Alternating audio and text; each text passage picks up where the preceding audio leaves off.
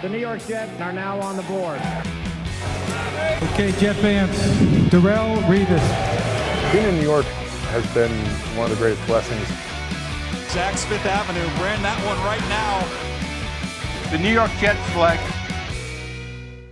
Time for another episode of NFL Draft Preview, an on-location, in-person visit for the first time since 2020. Ethan Greenberg, Dane Brugler. Before we talk about the prospects here at the Reese's Senior Bowl, are you Team Reese's or Team Reese's? It's Reese's, right? I mean, now that you've said it, I'm second-guessing myself in my head, but it's Reese's, right? I'm Reese's. Okay. Yeah. So you're at the Reese's Senior Bowl. Yeah, that's not the Reese's Senior Bowl. Yeah, exactly. Gotcha. I'm not at the Reese's Senior Bowl. They are Reese's Pieces, not Reese's Pieces to me. Okay. But because Pieces isn't a word, pieces are. Sure, but Reese's Pieces is a candy, right? Yeah, I guess yeah, it's a good point. Like Twix isn't a word, it's a candy. There you go, right. Okay, so now let's get to some football. Dane, obviously this is the draft starts in Mobile. That's the slogan down here. The guys who have caught your eyes, not only on the national team, which the Jets have been coaching, but the American team as well have been who? I think we have to start with Jermaine Johnson, Florida State pass rusher. Before the week, I tweeted my top 5 players that were here in Mobile, and I had Jermaine Johnson 3. And I think he saw that. I think he wasn't happy. He wanted to be 1 because that's how he's played this week. He's been outstanding, hard to block him, and he can win in different ways with power, with length. You see the quickness, the agility. You love how there's nuance to what he's doing. He's not just throwing everything out there. He's setting up his rush moves. And so, you talk to Darian Kennard, you talk to all these guys. He's the toughest guy to block down here. And this is going to be a draft where we talk about the pass rushers throughout this process. Jermaine Johnson coming down to Mobile and making a statement why, hey, I should be one of the first pass rushers drafted. And is there anybody on the national team, which the Jets are coaching, that has caught your eye that maybe you didn't really expect? I think we talk about Travis Jones, the UConn nose tackle, who you liked when you watched him on film, but he's playing at UConn where there's not a lot of talent around him, and they didn't play last year because of COVID, and so some question marks there. What was his weight going to be? Was that going to be under control? And he comes in here, he looks really good for that size. And same thing, no one's been able to block him. I mean, he's blowing guys off the ball. The hand strike's been outstanding.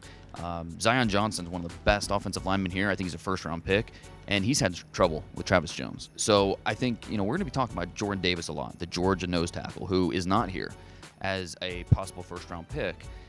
He's not here, but Travis Jones is here, and he's making a case saying, hey, pass on the nose tackle in the first round. Come get me in the second round, and you're going to feel pretty good about that decision. How about people that maybe haven't met your expectations? I know coming into this week, we had talked a lot about the offensive line on the national team, Trevor Penning being one of them. I'm not saying he has or has not met your expectations, but has there been anybody where you're like, you know what, that wasn't what I was expecting. I was expecting a little more. Well, you're not saying it, but I am, because Trevor Penning really? hasn't. He's been up and down, and I mentioned how I tweeted my top 5 players. He was number 1, so there's expectations there. And with Penning, it's tough because you watch the tape, and it's against FCS competition. He's dominating, but here it's just been a little bit up and down. He's been a little late, a little passive with his hands. He moves well, but he's giving up his chest. And Arnold Ebiketie from Penn State's driving him backwards. You love he plays a little chippy, but sometimes it's even after the fact, and it doesn't even matter in the rep. And so for Trevor Penning, a guy that you thought, hey, maybe with a strong week here, we're talking about him, top 15, maybe top 10, maybe he's an option at 10 for a team like the Jets. But after the first 2 practices, I don't think you can say that. Now we've got the 3rd practice today. Maybe he'll change the narrative a little bit. But after the first 2 practices, I think he definitely qualifies under the underwhelming category about what we expected coming in. Let me ask you this. How do you go about evaluating twofold here? One, players that are playing maybe out of position. Like, for example, you mentioned Zion Johnson. Yeah. He hasn't played center at Boston College. He's been taking snaps at center down here in Mobile this week. So how do you evaluate that, knowing that he's trying something, trying to show that he's versatile, but also knowing that it's his first time, and maybe on defense, guys that are playing multiple spots along the line? Yeah, you want to see it because you want to see that versatility. Can they do it? For some guys, for some players, they look at it as, I don't want to move to guard, I'm a tackle. But NFL teams are, hey, the more you can do, the better off you are to sticking on our roster and staying in the league. And so if you're a running back, go out wide and see if you can run some routes. So the more you can do, the better off you are at the NFL level. And so for a guy like Zion Johnson, who has played tackle, has played guard, has never snapped before, comes down here to Mobile, and there's been some rough moments, but I give him credit for doing it. And I think NFL teams are thinking that same way. Hey, we know hasn't been perfect, but that's okay because we know you're not used to doing it. And so we're going to commend you for trying. But yeah, Zion Johnson, I think, is one of the best players down here. All right, let's wrap up with this question. It's a position that the Jets don't necessarily need to address. They won't address. It's the quarterback, at least with the guys down here who are considered the top quarterbacks. Right. But we had talked about last week how this could be a launching pad for guys. If you're the Jets, you want somebody to catch fire. That way, if a team wants to trade up, they Right. do. Has that happened at all? I know the conditions have been slick here. Right. Is there any quarterback that you think has put themselves above the other and separated from the pack? I don't think so. I mean, based off the first two practices. Now, maybe the third practice, someone will surprise us and do that. But I don't think there's been one quarterback that has said, yeah, I'm the best guy here. And that's what I think teams were hoping for. It's what we were hoping for, just to kind of break this up. I think that when you look at each one of these quarterbacks, they've shown basically what we thought they would coming in. Malik Willis moves really well. He's got a big-time arm.